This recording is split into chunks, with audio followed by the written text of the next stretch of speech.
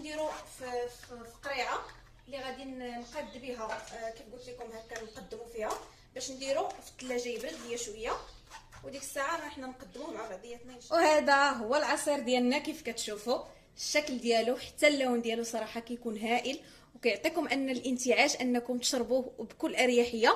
فغادي تشوفوا لا تيكستور ديالو كيف كتكون، غادي نخوي معكم باش تشوفوا، راه كيجي هائل ما نقولش لكم عليه، غزال ومنعش.